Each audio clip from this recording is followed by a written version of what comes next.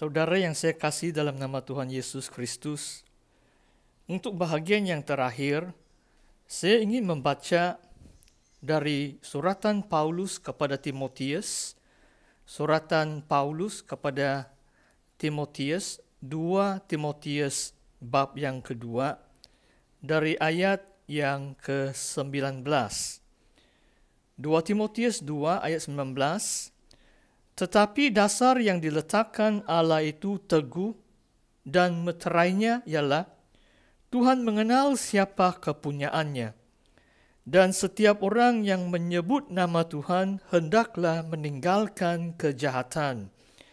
Dalam rumah yang besar bukan hanya terdapat perabot dari emas dan perak, melainkan juga dari kayu dan tanah. Yang pertama dipakai untuk maksud yang mulia, dan yang terakhir untuk maksud yang kurang mulia. Jika seorang menyucikan dirinya dari hal-hal yang jahat, ia akan menjadi perabot rumah untuk maksud yang mulia. Ia dikuduskan, dipandang layak untuk dipakai tuannya, dan disediakan untuk setiap pekerjaan yang mulia. Saudara, saya juga ingin membaca dari Keluaran 25, teks yang sudah saya upas dalam dua bahagian yang pertama, yaitu Keluaran bab yang ke-25 mulai dari ayat 20. Keluaran 25 ayat 20, kerub-kerub itu harus mengembangkan kedua sayapnya ke atas, sedang sayap-sayapnya menudungi tutup perdamaian itu, dan mukanya menghadap kepada masing-masing. Kepada tutup pendamaian itulah harus menghadap muka kerub itu. Haruslah kau letakkan tutup pendamaian itu di atas tabut, dan di dalam tabut itu engkau harus menaruh loh hukum yang akan kuberikan kepadamu.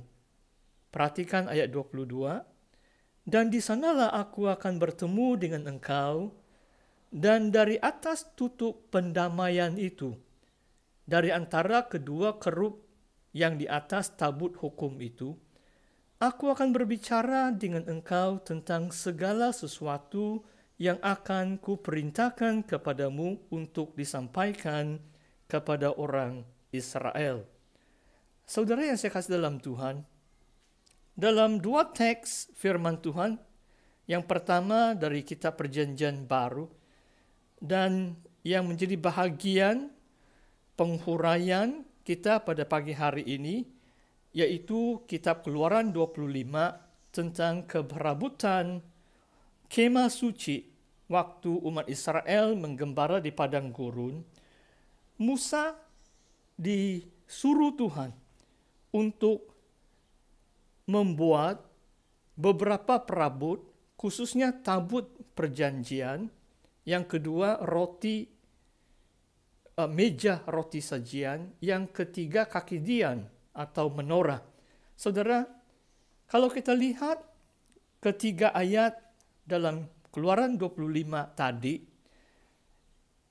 perabot-perabot yang terpenting adalah tabut perjanjian, dan dalam tabut perjanjian ada kedua kerub, ada loh hukum, dan juga ada tutup perdamaian. Apakah maksud Tuhan menyuruh Musa untuk membuat sebuah tabut perjanjian itu? Jawaban itu terdapat dalam ayat yang ke-22. Di sanalah aku akan bertemu dengan engkau. Saudara, tujuan perkakas atau perabot-perabot di dalam kemah suci adalah supaya Tuhan mengadakan pertemuan dengan umatnya. Di sini memang secara khusus dengan Nabi Musa, dan apa yang Tuhan firmankan kepada Nabi Musa akan disampaikan kepada umatnya. Cuma di dalam perjanjian baru, di mana setiap kita menerima Roh Kudus bila kita menaruh percaya kepada Yesus Kristus, kita boleh katakan bahwa arti simbolik sebenarnya perabot dalam kemah suci adalah supaya kita mengadakan pertemuan dengan Tuhan. Tuhan mau bertemu dengan saudara dan saya. Di sini mengatakan bahwa aku bertemu dengan engkau dari tutup pendamaian itu. Hilasterion dalam bahasa Yunani-nya. Dan dalam Roma pasal yang ketiga mengatakan bahwa Tuhan telah meletakkan Yesus Kristus sebagai jalan pendamaian. Perkataan yang sama dalam bahasa Yunani, hilasterion. Maksudnya, saudara, pertemuan kita dengan Tuhan, dengan Allah Bapa, hanya kita dapat adakan persekutuan atau pertemuan itu melalui Yesus Kristus. Tanpa tutup pendamaian itu, tidak ada manusia yang dapat menghadap Allah. Tanpa percikan darah Yesus, tanpa Tuhan Yesus Kristus, pengorbanannya di atas kayu salib, tidak ada manusia yang dapat diperdamaikan dengan Allah. Dan melalui perdamaian itu, dia dapat menghadap Allah dengan hati nuraninya yang bersih, karena telah dipercikan dengan darah anak domba, dan dia dibawa ke dalam hadirat Tuhan. Dan dari antara kedua kerup itu, saudara, penyembahan kita ini adalah penyembahan dalam roh. Sesuai dengan firman Tuhan dalam Yohanes bab yang keempat, di mana penyembahan kita ini adalah penyembahan di dalam roh. Apakah maksudnya dalam roh? Saya sudah banyak menghuraikan itu, bahwa Allah itu roh. Maka dengan itu kita harus menyembah Allah dalam roh. Cuma pada siang hari ini, mari kita renungkan bahwa penyembahan kita bersifat rohani. Kita masuk dalam alam surgawi. Kita masuk dalam alam rohani di mana Tuhan bertakhta. Dan kedua kerup ini, cherubim ini, melambangkan kehidupan kita yang berdimensikan surgawi.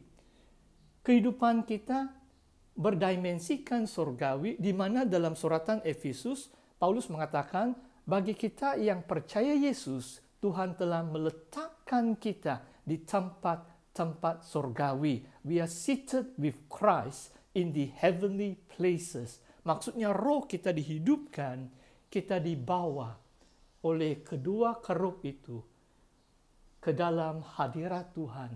Dan saya sudah juga sebut bahwa dalam 1 Korintus 11, di mana Paulus mengajar tentang hierarki atau ketertiban dalam ibadah umat Tuhan, bahwa setiap kali kita berdoa atau bernubuat, menyembah Tuhan, malaikat-malaikat Tuhan hadir di tengah-tengah kita. Walaupun kita tidak dapat melihatnya, tetapi Allah tetap ada, berada dari atas atau dari kedua kerup yang ada di tabut hukum itu.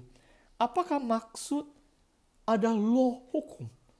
Penyembahan kita bukan hanya dalam alam roh, tetapi Yohanes sempat mengatakan penyembah-penyembah yang sejati menyembah Tuhan di dalam roh dan dalam kebenaran. In truth, aletheia dalam bahasa Yunani-nya. Saudara, di sini loh hukum itu, firman Tuhan yang Tuhan bagi, 10 hukum yang Tuhan bagi kepada Musa, diletakkan di dalam tabut perjanjian. Maksudnya, saudara, pertemuan kita dengan Tuhan, waktu kita menghadap Allah, waktu kita masuk ke dalam hadirat Allah, harus berdasarkan kebenarannya Tuhan. Harus berdasarkan kebenaran firman Tuhan. Sebab kita menyembah Allah yang benar. We worship a true God. Tidak ada kepalsuan dalam dirinya Allah. Tidak ada kecurangan dalam dirinya Allah. Kita menyembah Allah yang benar. Itulah sebab ada hukum-hukum yang diletakkan di dalam tabut perjanjian itu. Saudara, yang seterusnya sebelum kita melihat di dalam 2 Timotius bab yang kedua, semua keberabutan ini dibuat melalui emas atau dengan emas yang murni. Maksudnya, saudara, emas itu mencerminkan perwatakan atau karakter yang Tuhan mau lihat di dalam setiap penyembah, di setiap orang yang percaya kepadanya, yang mau mengadakan pertemuan dengan Allah. Karakternya harus serupa dengan karakternya Tuhan. Itulah sebabnya dalam 2 Korintus 3 mengatakan bahwa roh yang hadir itu adalah roh yang bebas, dan waktu kita menyembah Tuhan dalam roh yang merdeka itu, kita mengalami pembaharuan, kita dirubah serupa dengan gambaran anak tunggal, dengan gambaran Kristus. Saudara, begitu penting sekali bahwa hidup kita sudah dirubah. Kita sudah mengalami pembaharuan yang sesungguhnya, seperti kita menjadi emas yang tulen, emas yang murni. Bila Tuhan melihat hati kita yang tulus, hati kita yang ikhlas, kita datang membawa persembahan yang pasti diperkenankan oleh Allah.